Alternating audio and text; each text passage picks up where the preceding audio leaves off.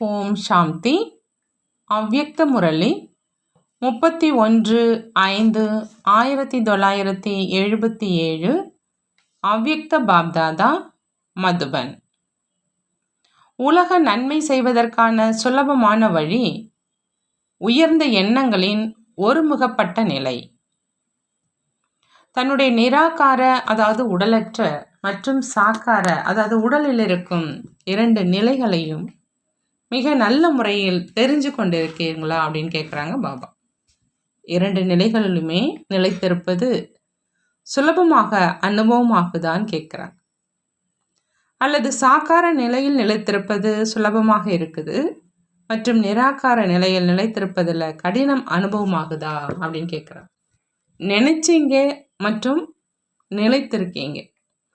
ஒரு நொடிக்கான எண்ணம் எங்கே விரும்புகிறீங்களோ அங்கு நிலைத்திருக்க செய்ய முடியும். எண்ணம் தான் உயரை கொண்டு செல்வதற்கு மற்றும் கீழே கொண்டு வருவதற்கான ஆன்மீக லிஃப்ட். அதன் மூலம் விரும்பினால் மிக உயர்ந்த அதாவது உயர்ந்த இலக்கை சென்றடைங்க. அதாவது நிராகார நிலையில் நிலைத்திருந்து விடுங்கள், விரும்பினால் ஆக்கார நிலையில் நிலைத்திருந்து விடுங்கள் மற்றும் விரும்பினால் சாக்கார நிலையில் நிலைத்திருந்து விடுங்கள். அந்த மாதிரியான பயிற்சியை அனுபவம் செய்கிறீங்களான்னு கேட்குறாங்க பாபா. எண்ணத்தின் சக்தியை எங்கு விரும்புகிறீங்களோ அங்கு ஈடுபடுத்த முடியுமா? ஏன்னா ஆத்மா இந்த சூட்சும சக்திகளினுடைய அதிபதி. மாஸ்டர் சர்வ சக்திவான் அப்படின்னா அனைத்து சக்திகளையும் எப்போ எங்கே மற்றும் எப்படி விரும்புகிறீங்களோ அப்படி காரியத்தில் ஈடுபடுத்த முடியணும். அந்த மாதிரி அதிபதி நிலையை அனுபவம் செய்கிறீங்களா அப்படின்னு பாபா கேட்குறாங்க. எண்ணத்தை உருவாக்கக்கூடிய படைப்பவர் அப்படின்னு தன்னை அனுபவம் செய்கிறீங்களான்னு கேட்குறாங்க. படைப்பின் வசமாகவோ ஆவதில்லையே. ஒரு நொடியில் எந்த நிலையில் நிலைத்திருப்பதற்கான டைரக்ஷன் கிடைக்குதோ அந்த நிலையில் ஒரு நொடியில் நிலைத்திருந்து விடணும். அந்த மாதிரி பயிற்சி இருக்குதான்னு கேட்குறாங்க. அல்லது யுத்தம் செய்தே நேரம் கழிஞ்சிடுதா? ஒருவேளை யுத்தம் செய்தே நேரம் கடந்துடுச்சு, தன்னை நிலைத்திருக்க செய்ய முடியல அப்படின்னா அவரை மாஸ்டர் சர்வ சக்திவான் அப்படின்னு சொல்வோமா? அல்லது சத்திரியன் அப்படின்னு சொல்வோமா? சத்திரியன் அப்படின்னா சந்திர வம்சம். தற்சமயம் உலக நன்மை செய்வதற்கான சுலபமாக சாதனம் தன்னுடைய உயர்ந்த எண்ணங்களின் ஒருமுகப்பாடு மூலமாக அனைத்து ஆத்மாக்களின் அலைந்து கொண்டிருக்கும் புத்தியை ஒருமுகப்படுத்துவது. முழு உலகில் உள்ள அனைத்து ஆத்மாக்களும் விசேஷமாக அலைந்து கொண்டிருக்கும் புத்தி ஒருநிலைப்பட்டு விடணும். மேலும் மனம் சஞ்சலத்திலிருந்து ஒருநிலைப்பட்டுடணும் அப்படிங்கிற இந்த விருப்பத்தை தான் வைக்கிறாங்க. உலகின் இந்த தேவையை மற்றும் விருப்பத்தை எப்படி நிறைவேற்றுவீங்கன்னு கேட்குறாங்க. ஒருவேளை நீங்களே ஒருமுகப்பட்ட நிலையில் இல்லை அப்படின்னா மற்றவங்களை எப்படி அப்படி ஆக்க முடியும்? ஆகையினால ஒருமுகப்பட்ட நிலை அப்படின்னா எப்போ ஒரு தந்தையை தவிர வேறு யாரும் இல்லை, அப்படி அந்த மாதிரி நிரந்தரமாக ஒரே சீரான நிலையில் நிலைத்திருப்பதற்கான விசேஷ பயிற்சி செய்யுங்க அப்படின்னு பாபா சொல்கிறாங்க. அதுக்கு எப்படி ஏற்கனவே சொல்லியிருந்தோம். ஒன்று வீணான எண்ணங்களை சுத்த எண்ணங்களில் மாற்றம் செய்யுங்க. இன்னொரு விஷயம், மாயா வரக்கூடிய அநேக விதமான தடைகளை தன்னுடைய ஈஸ்வரிய முனைப்பாட்டின் ஆதாரத்தில் சுலபமாக அகற்றிவிட்டு அடியை முன்னே எடுத்து வைத்து சென்று கொண்டே இருங்க. தடைகளை கண்டு பயப்படுவதற்கான முக்கிய காரணம் எதுன்னு கேட்குறாங்க பாபா. எப்பொழுதெல்லாம் ஏதாவது தடை வருது அப்படின்னா தடை வந்த பொழுது முழு ஈடுபாட்டினுடைய சோதனையில் இவை அனைத்தும் வரத்தான் செய்யும் அப்படின்னு பாப்தாதா ஏற்கனவே இந்த ஞானத்தை கொடுத்துட்டாங்க என்ற இதை மறந்துடுறீங்க. எப்போ தடைகள் வரத்தான் செய்யும் அப்படின்னு முன்பாகவே தெரியுது அப்படின்னா பின்பு பயப்படுவதற்கான என்ன அவசியம் இருக்கு? புது விஷயம் என்று ஏன் நினைக்கிறீங்க? மாயா ஏன் வருது? வீணான எண்ணம் ஏன் வருது? புத்தி ஏன் இங்கு அங்கு அலையுது? சூழ்நிலை ஏன் பாதிப்பை ஏற்படுத்துது? உறவினர்கள் ஏன் ஒத்துழைப்பது இல்லை? பழைய சமஸ்காரம் இன்று வரையிலும் ஏன் வெளிப்படுது? இந்த அனைத்து கேள்விகளும் தடையை அகற்றுவதற்கு பதிலாக தந்தை மேல் இருக்கும் ஈடுபாட்டை அகற்றுவதற்கு காரணமாக ஆயிடுது. எவ்வளவு முன்னேறி செல்றீங்களோ அந்த அளவு மாயா விதவிதமான ரூபத்தில் சோதிப்பதற்காக வரும். அப்படிங்கிற தந்தையினுடைய இந்த மகா வாக்கியத்தை மறந்துடுறீங்களா அப்படின்னு பாபா கேட்குறாங்க. ஆனால் சோதனை தான் முன்னேறுவதற்கான சாதனமே அன்றி கீழே தள்ளுவதற்கானது இல்லை. ஏன்னா காரணம் நிவாரணம் ஆவதற்கு பதிலாக காரணத்தை யோசிப்பதில் நேரத்தை இழந்துடுறீங்க, சக்தியை இழந்துடுறீங்க. காரணத்துக்கு பதிலாக நிவாரணத்தை யோசிச்சிங்க அப்படின்னா தடையற்றவராக ஆயிடுவீங்க. ஏன் வந்தது என்று அப்படி யோசிக்காம இதுவோ வரத்தான் செய்யும் என்ற இந்த நினைவில் இருக்கிறதுனால சக்தி நிறைந்த சொரூபமானவராக ஆகிடுவீங்க. இரண்டாவது விஷயம், சிறிய தடையில் ஏன் என்ற கேள்வி எழறதுனால வீணான எண்ணங்களுடைய வரிசை உருவாகிடுது. மேலும் அந்த வரிசையை அகற்றுவதற்காக அதிக நேரம் எடுத்துடுது. ஆகையினால முக்கியமான பலகீனமானது ஞான சொரூபத்தில், அதாவது ஞானம் நிறைந்த நிலையில் நிலைத்திருந்து தடைகளை கடந்து செல்ல முடியல. ஞானியாக இருக்கீங்க, ஆனால் ஞான சொரூபமாக ஆகணும். சூழ்நிலை ஏன் பாதிப்பை ஏற்படுத்துது? அதற்கும் காரணம் இருக்குதா? தன்னுடைய சக்திசாலியான உள் உணர்வு மூலமா சூழ்நிலையை மாற்றம் செய்பவர் நான் அப்படிங்கிற இந்த நினைவை மறந்துடுறீங்க. எப்போ நான் உலகை மாற்றம் செய்பவன் அப்படின்னு சொல்றீங்க அப்படின்னா உலக மாற்றத்துல சூழ்நிலையையும் மாற்றம் செய்யணும். அசுத்தத்தை தான் சுத்தமாக ஆக்குவதற்காக பொறுப்பாளராக இருக்கீங்க. பின்பு சூழ்நிலையே அப்படி இருந்தது, அதனால பலகீனமாக ஆக்கிட்டேன் என்று அப்படி ஏன் யோசிக்கிறீங்க? எப்பொழுது இருப்பதே கலியுகம், தமோ பிரதானம், அசுர படைப்பு. பின்பு அதில் சூழ்நிலை அசுத்தமாக இல்லாமல் வேறு என்னவாக இருக்கும்னு கேட்குறாங்க பாபா. தமோகுண உலகினுடைய நடுவில் இருந்துக்கிட்டே சூழ்நிலையை மாற்றம் செய்யணும். இதுதான் பிராமணர்கள் செய்ய வேண்டிய நல்ல காரியம். காரியத்தினுடைய நினைவில் இருக்கிறதுனால, அதாவது படைப்பவர் என்ற நினைவில் நிலைத்திருப்பதனால சூழ்நிலை, அதாவது படைப்பின் வசமாக மாட்டீங்க. ஆகையினால மாற்றம் செய்பவராக ஆகி எப்படி மாற்றம் செய்வோம் என்ற இதை யோசிப்பதற்கு பதிலாக சூழ்நிலை அப்படி இருந்தது, அதனால் பலகீனமாகிட்டேன், சூழ்நிலை மாறினால் நானும் மாறுவேன், சூழ்நிலை நல்லதாக இருந்தது அப்படின்னா என்னுடைய மனநிலையும் நல்லா இருக்கும். ஆனால் சூழ்நிலையை மாற்றம் செய்பவர் யாருன்னு கேட்குறாங்க பாபா. இதை மறந்துடுறீங்க. இந்த காரணத்தினால மிக சிறிய சூழ்நிலையினுடைய பாதிப்பும் ஏற்பட்டுடுது. மேலும் என்ன சொல்கிறாங்க அப்படின்னா, உறவினர்கள் கேட்பதில்லை மற்றும் உடன் இருப்பவர்கள் நல்லவர்கள் இல்லை, இந்த காரணத்தினால சக்திசாலியாக ஆவலை அப்படின்னு சொல்கிறாங்க. பாப்தாதாவோ ஒவ்வொரு ஆத்மாவுக்கும் அவரவர்களுக்கென்று தனித்தனியான பங்கு இருக்குது அப்படின்னு ஏற்கனவே சொல்லி இருக்கிறாங்க. சிலர் சதோகுணியாக, அதாவது உயர்ந்த குணமுடையவராக, சிலர் ரஜோகுணியாக, அதாவது இரண்டாம் நிலை குணமுடையவராக, மற்றும் சிலர் தமோகுணியாக தாழ்ந்த குணமுடையவராக இருக்கிறாங்க. விதவிதமான ஆத்மாக்கள் மற்றும் விதவிதமான வாழ்க்கை அப்படின்னா அனைத்து ஆத்மாக்களுக்கும் ஒரே மாதிரியான பங்கு இருக்க முடியாது இல்லையா? ஒருவேளை ஏதாவது ஆத்மாவுக்கு தமோகுணி, அதாவது அஞ்ஞானத்தினுடைய பங்கு இருக்குது அப்படின்னா சுப பாவனை மற்றும் சுப விருப்பங்களினால் அந்த ஆத்மாவுக்கு சாந்தி மற்றும் சக்தியினுடைய தானம் கொடுங்க. ஆனால் அதே அஞ்ஞானியின் பங்கை பார்த்து தன்னுடைய உயர்ந்த நிலையின் அனுபவத்தை ஏன் மறந்துடுறீங்க? தன்னுடைய நிலையில ஏன் தடுமாறுறீங்க? சாட்சியாகி பங்கை பார்த்து கொண்டே எந்த சக்தியினுடைய தானம் கொடுக்க வேண்டுமோ அதை கொடுங்க. ஆனால் பயப்படாதீங்க. தன்னுடைய உயர்ந்த நிலையின் பங்கில் நிலைத்திருங்க. தமோகுணி ஆத்மாவின் தொடர்பின் பாதிப்பு ஏற்படுவதற்கான காரணம் எப்பொழுதும் தந்தையின் உயர்ந்த தொடர்பில் இருப்பதில்லை.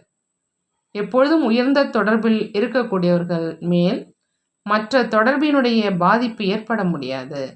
ஆகையினால நிவாரணத்தை பற்றி யோசிங்க அப்படின்னு சொல்கிறாங்க பாபா. வேறு என்ன சொல்றாங்க? என்னுடைய உறவினர்களுடைய புத்தியின் பூட்டை திறங்க.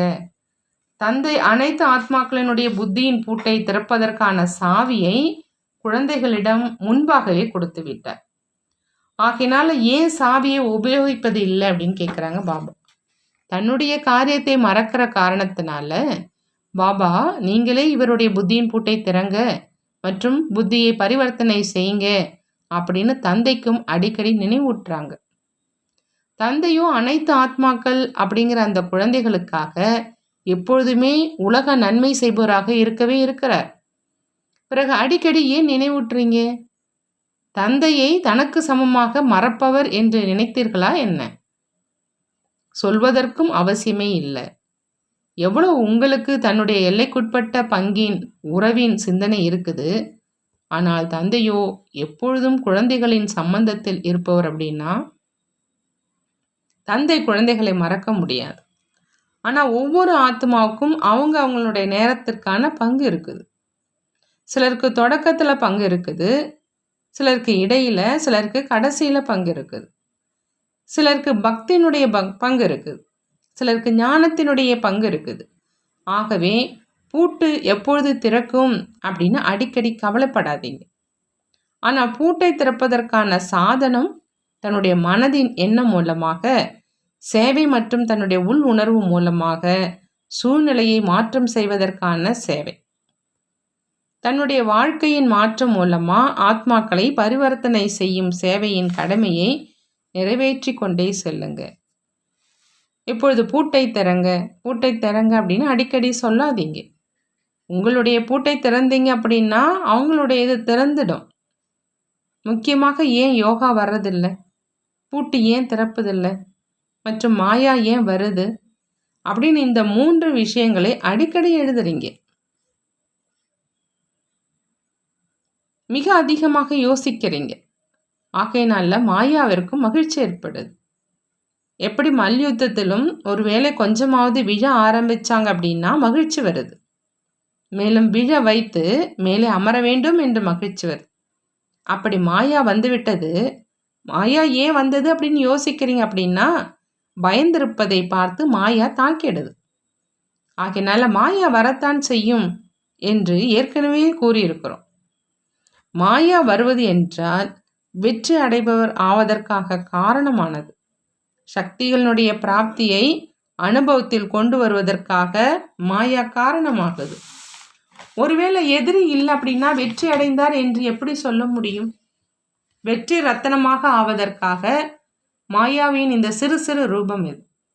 ஆகையினால மாயாவை வென்றவர் அப்படின்னு புரிந்து, வெற்றி ரத்தனம் என்று புரிந்து மாயா மேல் வெற்றி அடையுங்க. புரிந்ததா அப்படின்னு பாபா கேட்குறாங்க.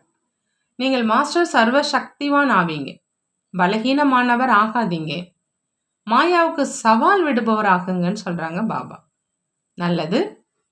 எப்பொழுதும் மாயாவை வென்றவரிலிருந்து உலகை வென்றவருக்கு சூழ்நிலையை தன்னுடைய சக்திசாலியான உள் உணர்வினால் உயர்ந்த நிலை உள்ளதாக ஆக்கக்கூடிய உயர்ந்த வழி மற்றும் தந்தையின் தொடர்பினால் அநேக மாயா நிறைந்த தீய சேர்க்கையிலிருந்து விலகி இருக்கக்கூடிய, எப்பொழுதும் ஞான சொரூபம் சக்தி சொரூப நிலையில் நிலைத்திருக்கக்கூடிய அந்த மாதிரி எப்பொழுதும் வெற்றி அடையும் ரத்னங்களுக்கு பாப்தாதாவின் அன்பு நினைவுகள் மற்றும் நமஸ்காரம் செய்கிறாங்க. நாமும் நம்மளுடைய பாப்தாதாவுக்கு அன்பு நினைவுகள் மற்றும் நமஸ்காரம் செய்வோம். பார்ட்டிகளோடு அவ்யக்த பாப்தாதாவினுடைய சந்திப்பு. பாப்தாதா கேட்குறாங்க, சங்கமயுகத்தினுடைய மிகப்பெரிய பொக்கிஷம் எது அப்படின்னு. மிகப்பெரிய பொக்கிஷம் அதீந்திரிய சுகம். சங்கமயுகத்தினுடைய மிகப்பெரிய பொக்கிஷம் அதீந்திரிய சுகம். அது வேறு எந்த யுகத்திலும் கிடைக்க முடியாது. சத்தியுகத்தில் கூட அதீந்திரிய சுகத்தின் வர்ணனை செய்ய மாட்டாங்க. இந்த அதீந்திரிய சுகம் இந்த நேரத்துக்கான பொக்கிஷம். இந்த பொக்கிஷத்தினுடைய அனுபவம் இருக்குதா அப்படின்னு பாபா கேட்குறாங்க. எது மிக நல்ல பொருளாக இருக்குது அல்லது பிடிச்சிருக்குது அப்படின்னா அதை ஒரு பொழுதும் மறப்பது கிடையாது. அதீந்திரிய சுகம் மிகப்பெரிய மற்றும் மிக நல்ல பொக்கிஷம் அப்படின்னா நிரந்தரமாக நினைவு இருக்கணும். நினைவு அப்படின்னா அனுபவத்தில் வருவது. யார் இந்த அனுபவத்தில் இருப்பாங்களோ அவங்க இந்திரியங்களின் சுகத்தில் இருக்க மாட்டாங்க.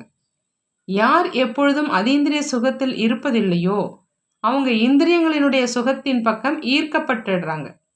இந்திரியங்களினுடைய சுகத்தின் அனுபவியாகவோ இருக்கீங்க தான் இல்லையா அப்படின்னு பாபா கேட்குறாங்க. அந்த அற்ப காலத்தின் சுகத்திலும் கூட துக்கம் நிரம்பி இருக்குது.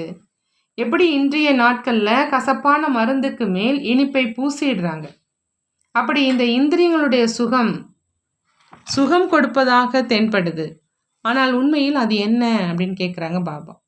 எப்போ அது துக்கம் என்று நினைக்கிறீங்க அப்படின்னா பின்பு ஏன் ஈர்க்கப்படுறீங்கன்னு கேட்குறாங்க.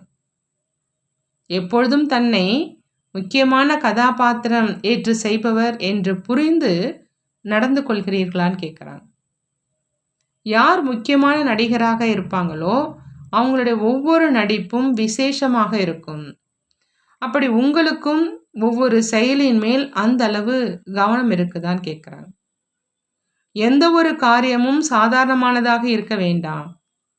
சாதாரண ஆத்மா என்ன காரியம் செஞ்சாலும் அதை தேக அபிமானத்தோடு செய்வாங்க.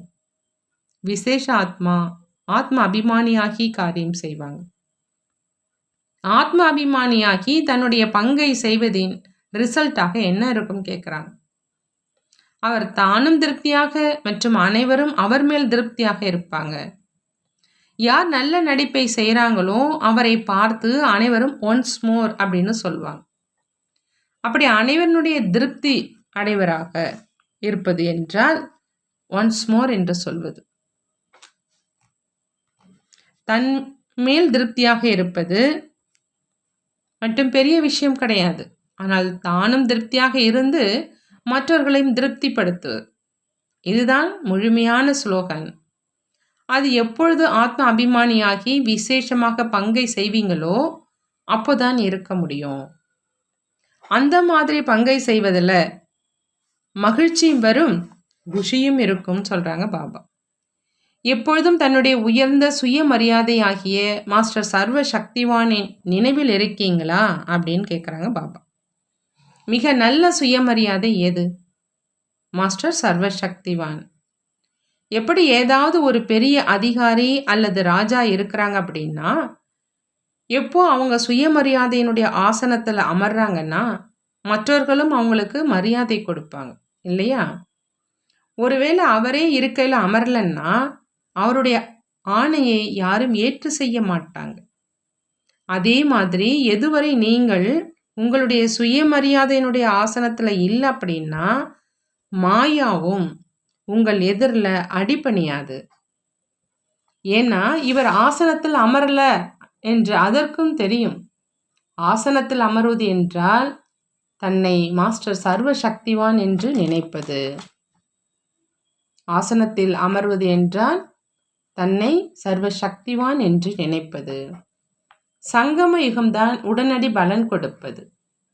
சத்தியுகத்துல சங்கமயுகத்தின் பலன் தான் வந்து கொண்டிருக்கும். சங்கமயுகத்தில் 1ற்கு 100 மடங்கு நிரம்பி பிரத்யட்ச பலன் கிடைக்குது. நான் தந்தையினுடையவன் என்று ஒரு முறை நினைச்சிங்க அப்படின்னா அநேக ஜென்மங்கள் இந்த ஒரு எண்ணத்தின் ஆதாரத்தில் பலன் கிடைச்சிக்கிட்டே இருக்கும். நான் தந்தையினுடையவன் அப்படி ஒரு முறை நினைச்சிங்க அப்படின்னா அநேக ஜென்மங்கள் இந்த ஒரு எண்ணத்தின் ஆதாரத்தில் பலன் கிடைத்து கொண்டே இருக்கும். நான் மாஸ்டர் சர்வசக்திவான் என்று ஒரு தடவை நினைச்சிங்க அப்படின்னா மாயாவை வென்றவர் ஆவதற்கு வெற்றி அடைவதனுடைய போதையின் அனுபவம் இருக்கும். பிரத்யக்ஷ பலன் சங்கமிகத்துல தான் அனுபவம் ஆகுது. எப்படி விதை விதைக்கப்படுது அப்படின்னா பழம் கிடைக்குது தான் இல்லையா? அப்படி நினைப்பது மற்றும் முயற்சி செய்வது இதுதான் விதை மற்றும் அதற்கான பழம், அதாவது பலன். ஒன்றிற்கு பல மடங்கு கிடைச்சிருது. அதனால்தான் சங்கமயுகத்தின் மகிமை இருக்கு. அனைத்தையும் விட சங்கமயுகத்தின் மிகப்பெரிய பலன் சுயம் தந்தை பிரத்யட்ச ரூபத்தில் கிடைக்கிறார். பரமாத்மாவும் சாக்கார மனித ரூபத்தில் சந்திப்பதற்காக வருகிறார். இந்த பலனின் மற்ற அனைத்து பலன்களும் வந்துடுது அப்படின்னு சொல்றாங்க பாபா. நல்லது. வரதானம்: கீதையின் பாடம் படிக்கும் மற்றும் படிப்பிக்கும் பற்றுதலை வென்று நினைவு சொருபமானவர் ஆகுக. அப்படின்னு பாபா சொல்கிறாங்க. கீதையினுடைய பாடம் படிக்கும் மற்றும் படிப்பிக்கும் பற்றுதலை வென்று நினைவு சொர்பமானவராக ஆகுக.